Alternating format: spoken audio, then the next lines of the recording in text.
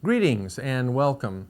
In this chapter, we'll be reviewing quite a number of topics that you've probably had in the past, but I encourage you not to skip this chapter because we're really laying a nice foundation for all of our future discussions. We're going to start here with the set of numbers that we're primarily interested in, and that set is the set of real numbers. Now, real numbers have a number of subsets involved within that set, and we want to talk about those subsets just a little bit. Real numbers are composed of rational numbers and irrational numbers. When the word rational is used, it should bring to mind the idea of fraction, because rational numbers are defined as all the numbers in the world that can be written in the form a over b, where a and b are integers and b is not equal to 0. Denominators of fractions are not allowed to be 0 because it causes the fraction to be undefined. Now, the kinds of numbers that would be in this set of rational numbers would be all of these numbers. 4 can be written in the form of 4 over 1. So if it can be written in this form, it's a rational number. Common fractions are in this set. Also, decimals that are terminating, like this one, would be in this form, because 5 and 2/10 could be written as 5 and 2 over 10, or 5 and 1/5, which can be written in an improper fraction form, just like that. Repeating decimals also fall into this category. 0.25, 25, 25, and so on forevermore turns out to be 25 over 99 in this form, the form of a rational number, so that's a rational value. So in terms of decimal numbers, all decimals that are either terminating or repeating fall into this set. Now, you might be wondering, gee, what does that leave for irrational numbers? Well, I'll get to that in a minute, because rational numbers actually have a number of subsets involved within that set. And I mentioned the idea of integers a few moments ago, but if we start with the most basic subset of rational numbers, it would be the set of natural numbers. Natural numbers are composed of the numbers 1, 2, 3, 4, and so on. If we put 0 into that set, just kind of add 0 to the natural numbers, we have the set of whole numbers. If we take the set of whole numbers and then the negatives of all of the natural numbers and put that all together, we have the set of integers. And then the integers, along with common fractions, bring us to the idea of rational numbers. Well, what numbers are we talking about with irrational numbers? Well, those would be decimals that never end and never repeat. So never ending and never repeating decimals would be the set of irrational numbers. And numbers that fall into that category would be like the square root of 5 or the square root of any non-square, pi, the naturally occurring constant pi, e, which is also another naturally occurring constant, and we'll have a lot to say about that later. But at any rate, these two sets together give us the set of real numbers. Now, real numbers are often pictured by using a real number line or simply a number line. This is a number line. Now, we're including not only the integers that are written under here, but all of the items that are in between these integers as well are contained on this number line. Now, 0 is called the origin of the number line. Positive numbers lie to the right, negative numbers lie to the left. There is a one-to-one correspondence between points on this number line and real numbers. That is, for every real number, there's a point on the number line that is its graph. And for every point on the number line, there is a real number that is its coordinate. So one-to-one correspondence. For every one number, there is 1 point, and for every 1 point, there is 1 number. The number line allows us to establish an order relationship between any two real numbers. And given any two special numbers, it's pretty easy for us to establish that relationship. -2 and 3, for example. Let's see, what's the order relationship? Well, numbers that lie to the right are greater than numbers that lie to the left. Numbers that lie to the left are less than numbers that lie to the right. Now, you may recall that there are a couple of little symbols for greater than and less than. And if we're talking about -2 and 3, we say that -2 is less than 3. Now, this symbol then means is less than. If you ever forget the way the symbol goes, whether the little arrow points to the left or the right to mean less than or greater than, you ever forget that, just remember that the little arrow points toward the smaller number in all cases. So if you forget, all you have to do is write a couple of numbers that you know the relative size of, make the arrow point toward the smaller one, and read it as you understand it. 5 we understand is greater than 1. Oh, this symbol means is greater than, so greater than for this symbol. Okay, so that's the idea. Now, the inequality idea is, as I mentioned, the symbols are these: less than, greater than, less than or equal to, greater than or equal to. Now, it's often the case that letters are used in this inequality situation, and there are several ways to describe an inequality when letters are used. One way is to use an inequality statement, and this one says x is less than 2. Another way to describe this inequality is by using a graph. Now, to use a graph, you just write a number line and then identify the important point or points on the number line. Here we're describing real numbers that are less than 2. So we identify the position of 2 on the number line, and then we shade the real numbers that are less than 2. That would be the real numbers that are to the left of 2 on the number line. Notice that a parenthesis notation is used here to indicate that 2 is not included in the group of numbers that we're describing here. If we wanted to include the 2, we would put a bracket indicator here, and we would have as an inequality less than or equal to, you see. Another notation that's useful here to describe the same set of numbers is called interval notation. And we're describing an interval on the number line from negative infinity to 2, but not including the 2. So we simply write negative infinity comma 2 to establish the interval. And now we want to describe whether or not the endpoints are included in this group of numbers that we're describing. Now, 2 is not included in this group of numbers, so we use the parenthesis indicator. We say that this end of the interval is open because there is no last item. You see, the 2 is not included here. And since there is no last item for infinity, we use the open indicator on that end as well. Now, since both ends of the interval notation are said to be open, this is called an open interval. All right. Let's go through another one. For this one, x is greater than or equal to 4, and we would then draw a real number line and identify the position of 4. Notice I'm using only a single arrowhead here. You may have noticed this notation earlier when the animation came up, and you may have wondered why in the world was only one arrowhead used. After all, we have numbers in both directions.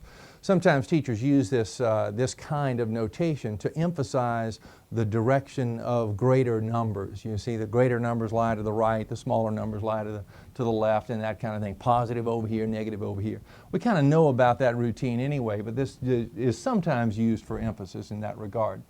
Now, also, sometimes teachers like for you to emphasize the position of 4 relative to some other numbers, just to verify that you know where the greater or lesser numbers lie. So we would also introduce a 5 and a 3 here on the number line for that purpose, if that's what's needed. Well, at any rate, we're describing real numbers that are greater than or equal to 4. 4 is included in this group of numbers. So we use the bracket indicator rather than the parenthesis, and we shade to the right of the 4. And we'll also shade the arrowhead. And I might put the arrowhead on the other side as well. For the interval notation, we want the interval from 4 to infinity. So we write 4 comma infinity. We want to include the 4, but we're not including, or we're not showing a closed situation on the right side because of the infinity notation. Now notice the open indicator and the closed indicator on the other side. So this interval is said to be half open. Half open. For this one, we really have two inequalities in one. We read this as negative 2 is less than or equal to x, and x is less than 5. So we read this inequality, and then we read this inequality. So two inequalities in one. We can really think of this as a situation where the real numbers that we're describing are between negative 2 and 5. So using that idea, it's pretty easy to graph. You know, with a real number line, we identify the position of negative 2, the position of 5. We want the numbers that are between those two. And then the real trick is to decide whether or not those endpoints are included in the interval that we're describing. This says negative 2 is less than or equal to x, and so the negative 2 is included in our set of numbers that we're describing, but this says x is strictly less than 5, so 5 is not included. We use the parenthesis indicator on this end. For interval notation, it kind of follows what we have right here. It's the interval from -2 to 5. We want to include the -2, but we don't want to include the 5. And once again, since we have the open indicator on one end and the closed indicator on the other end, we have a half open interval. Now for 3 and infinity, let me slide back over here. For this, let's just fill in the other blanks. We have, notice an open indicator on both ends of our interval, and therefore we have an open interval. All right, back over here for the graph. Now, we want to describe the numbers that are in the interval from 3 to infinity. So with a real number line, we identify the position of 3, and 3 to infinity means to the right of 3. And we want to emphasize that we're not including 3 in this group of numbers that we're describing. So we use a parenthesis indicator at 3. And the inequality statement for this would be that our real numbers that we're describing, we'll use the letter x to be consistent here. The values are, these real numbers are strictly greater than 3. Here we have a graph with endpoints that are included in the interval. And let's describe this using the inequality statement. This would say that x is in between, that real numbers are between -7 and -1. We would say then that -7 is less than or equal to x, and x is less than or equal to -1. For the interval notation, it's the interval from -7 to -1, and we're including those endpoints. And since we're closed on both ends of the interval, this is called a closed interval. Absolute value can be thought of as distance from 0 on the number line. If we want to find the absolute value of 5 or the absolute value of -5, and notice the notation requesting absolute value, but in either of these cases we're just asking ourselves, what's the distance from 0 to these points on the number line? The distance is 5 for both of them. So we're noticing that absolute value will give us a number that is always positive or perhaps 0 in some circumstances. And that's kind of consistent with our idea of distance in the first place. If we're in Orlando, Florida, for example, and we're thinking about the distance to Miami or the distance to Atlanta, those two cities are in opposite directions from Orlando, and yet we use a positive value to represent both of them. You see, so it's the notion of distance, and it's very consistent with that idea. Now, there are some contexts where distance is directed. That is, it has a direction associated with it, and there's a positiveness or negativeness associated with it. And that might be a circumstance like, thinking about altitude. The altitude of an airplane and the altitude of a submarine. Well, the altitude of the submarine might be regarded as negative, you see. That's the idea. But here, we're talking always positive. Now, the only tricky circumstances involving absolute value have to do with when letters are involved. For example, if I'm thinking about this letter, x, and x stands for any real number, can you tell me whether that's positive or negative? Certainly not. We don't know. It could stand for any real number, and some are positive, some are negative. Now, what about this real number? Is that real number positive or negative? Well, we don't know. You see, the tendency is to think that because this little symbol is involved here, this minus sign, or this negative indicator, it implies that this is a negative number. Well, it's not. This just means the opposite of whatever x is. If x is positive, then the opposite of that positive number is negative. But if x itself were negative, then the opposite of a negative number would be positive. So this could indicate a positive number. Now, that idea allows us to write a general definition for absolute value. The absolute value of any real number a is equal to, and now we split the definition into two parts. One where the number itself is positive, and the other where the number is negative. And we include the 0 in this possibility as well, the positive one. So the absolute value of a real number which is positive would be the real number itself. You see, so the absolute value of a is equal to a if a is greater than or equal to 0, positive or 0, you see. On the other hand, the absolute value of this real number is the opposite of that real number if that real number is negative, if that real number is less than 0. All right, so that's the idea. The only tricky situations in dealing with absolute values where we are dealing with variables. Consider this problem. We have the absolute value of x over x. Now, consider the case where x is greater than 0. If x is positive, here's what happens. The absolute value of a positive number is itself. So the absolute value of x would be x. In the denominator, we have simply x. So we have x over x, or 1. On the other hand, if x is less than 0, if x is negative, you see, the absolute value of x then would be represented as the opposite of x. You see, this is a positive number when x is negative. All right, then in the denominator we have simply x. Reducing here we get negative 1. The idea of absolute value being associated with distance allows us to evaluate the distance between two numbers on the number line. Here we have a number line. Suppose we want to find the distance between 1 and 3. Well, it's pretty easy for 1 and 3. We can just count the units. From 1 to 3 we have, let's see, 2 units, you see, real easy. But another way to do it is to actually do the subtraction or do an operation here. And one way to deal with it is to say it's 3 minus 1. Just take the larger number, subtract the small one, and we have that distance. And we don't always want to have to identify the larger of the two numbers, though, because a lot of times we don't even know the larger of the two numbers if the numbers aren't identified specifically. So we can introduce the idea of absolute value to deal with that. And in doing that, we could say that it's the absolute value of 3 minus 1, which is the same as the absolute value of 1 minus 3, you see. And in either case, we get 2 as the result. This allows us then to very generally find the distance between negative 2 and 3. It's the absolute value of the relative difference between those two.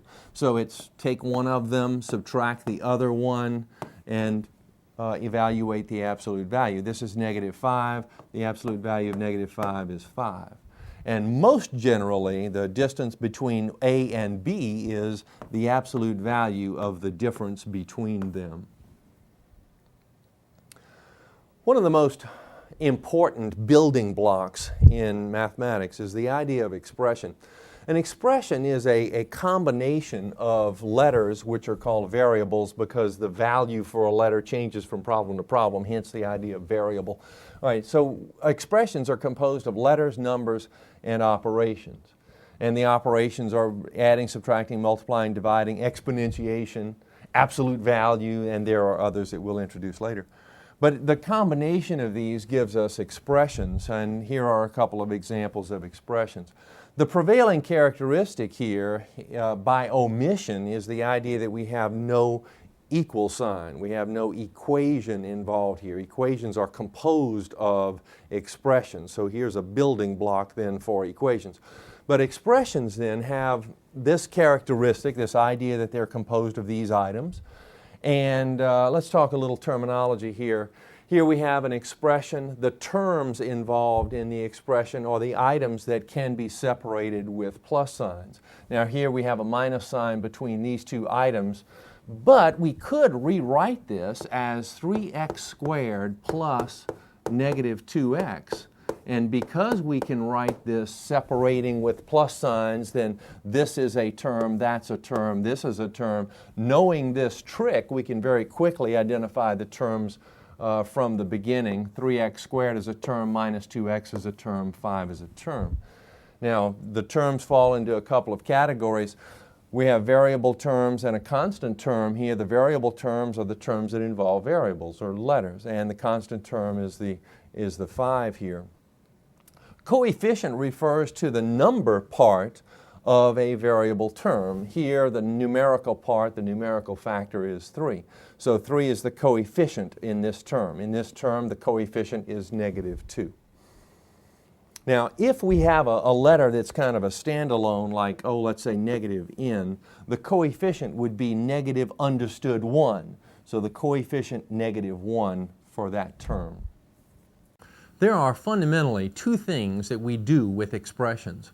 One thing is to simplify them, to manipulate them in some particular way. And another thing is to evaluate them. When we evaluate expressions, we are finding the value of the expression when we are presumably given the value of some letter or letters that appear in the expression. Here, for example, if we want to evaluate this expression, we're given here the value that x is negative 2. So we want to find the value of this expression when x is negative 2. And in that situation, you simply replace x with the value given, and that becomes the first step in the evaluation process. So you make no calculations, you just do a blind replacement. You replace x with the value we have here in all places where we have an x. All right, and then we go through the evaluation process by performing indicated operations.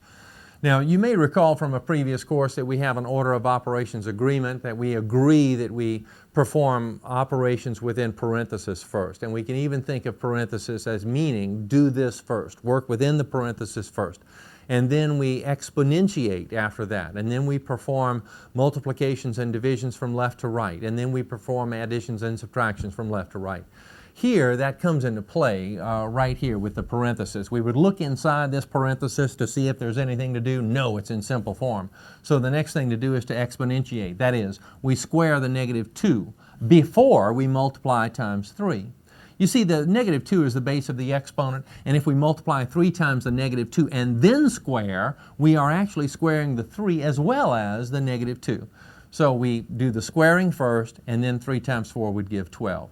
The negative 2 times negative 2 is 4, and collecting, we find that the evaluation, or the value of the expression when x is negative 2, is 21. We're laying the groundwork now for a mathematical system called an algebra.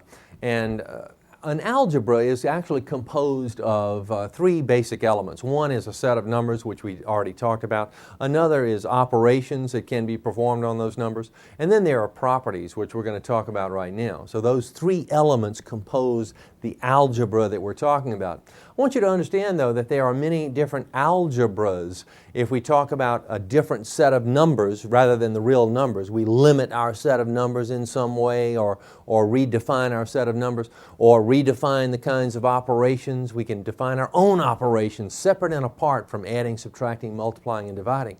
And we can create some properties that go along with that new number system and those new operations, and we can have a different algebra. You see, this is just the traditional, general algebraic system that we are so familiar with up to this point.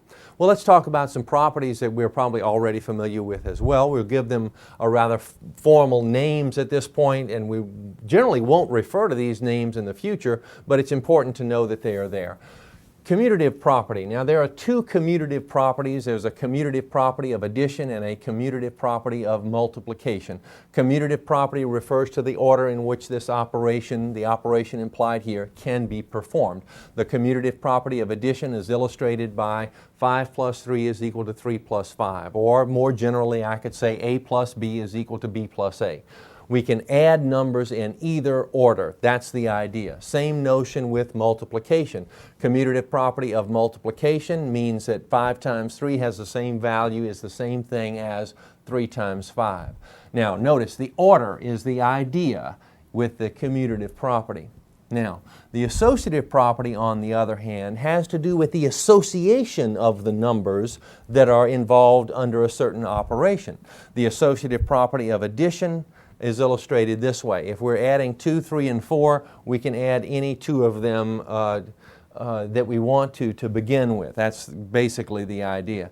Now, I do want you to notice that we see this already, and we see that 3 and 4 can be added before we add the 2, or we can add 2 and 3 first and then add the 4, and it doesn't make any difference. So we are just changing the association of the numbers under this property.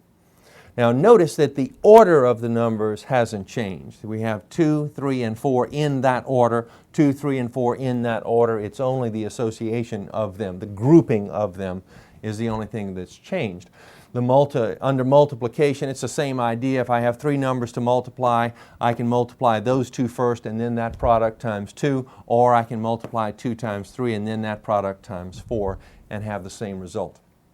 Now, commutative and associative properties are generally not called by name, but the next one is called by name. We use it so often, I guess, or or it has a certain speciality to it that we do call it by name very often. It's called the distributive property, and it's illustrated like this. 4 times x plus 3 is equal to 4 times x plus 4 times 3. 4 times x plus 4 times 3. Of course, we would write 4x plus 12.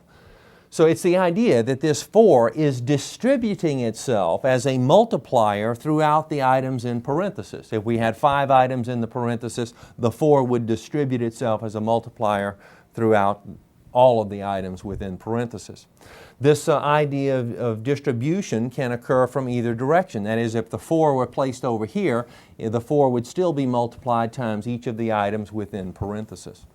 Now, this notion of the distributive property works in both directions, and working in this direction, it allows us to multiply certain items like this, a monomial times a binomial, which we'll get into a little bit more later, but it also allows us to factor. If we're thinking about it in the other direction, if we start with this and think about that, we can take the 4 out of those two terms you see using the distributive property and go to a factored form.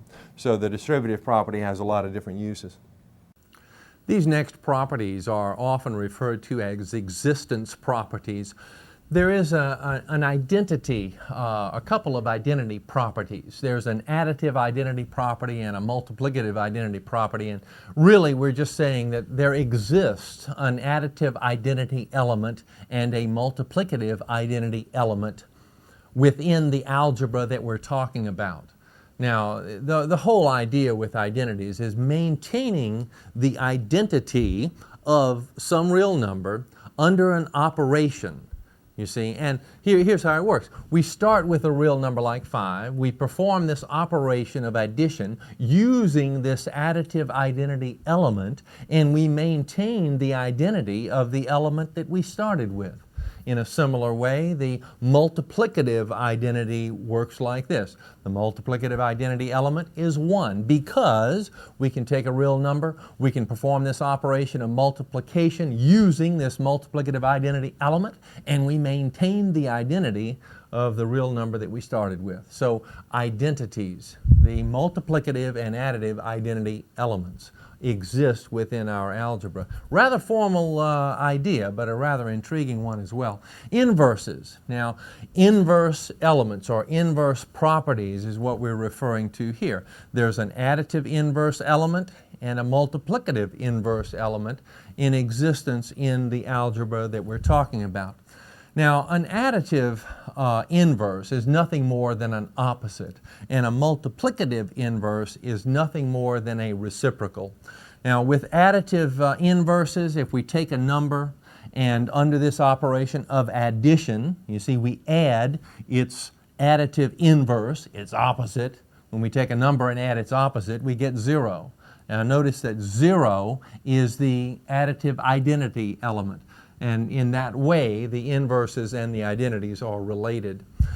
In a similar way, similar idea, that we have a multiplicative inverse element involved with all of our real numbers, and it's nothing more than the reciprocal. We take a real number and we multiply times its reciprocal, and we always get 1. And 1 turns out to be the multiplicative identity element. So again, that relationship between inverses and identities. Well, there are a number of other properties that are listed in your textbook, and I invite you to have a look at them. There is a listing of properties of negation, properties of equality, properties of 0, properties of fractions. And the notion with equality, as you'll notice, is the notion that allows us to solve equations or manipulate equations. We can add the same number on both sides of an equation and maintain equality. We can subtract the same number and maintain equality. We can multiply on both sides and maintain equality, and so on. Ideas about 0. 0 multiplying times 0 gives 0, of course. And 0 involved in fractions is a very important idea. And I'd like to show you some of the ideas within fractions. One of the things is that if we have 0 over 5, that's equal to 0. This is 0 divided by 5. It's the way to evaluate this. We could actually go through the long division process to show that our answer here is 0. In a similar way, we can show that 5 divided by 0 is undefined. Let me show you that right quick. This is so important. We disallow the idea that 0 can appear in a denominator because it causes the fraction to be undefined. And it's undefined because of this. A fraction implies a division problem. And if we just turn this into a little division problem, kind of like this. If we say this is 5 divided by 0, then it's 0 into 5. And this is a request for some number, which when multiplied times 0 gives 5. Is there any number that multiplies times 0 to give 5? No. Therefore, this is undefined. You see, there is no real number that can be multiplied times 0 to give 5. So that's why this has to be undefined. That's undefined. Also with fractions is the notion of a sign, a minus sign. Now, if we have negative 2 over 3. There are really 3 signs in this fraction. There's the sign of the numerator, the sign of the denominator, and the sign of the fraction itself. And this minus sign can float to any of the 3 positions. In fact, you can think of it like this, that in these 3 signs you can change any 2 of them. So if I change this sign to plus and the sign of the fraction to minus, I get minus 2/3.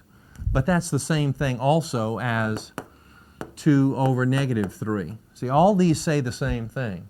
So when you have a sign, a negative sign in a fraction, it can float to any of the 3 different positions. That's the important thing with that.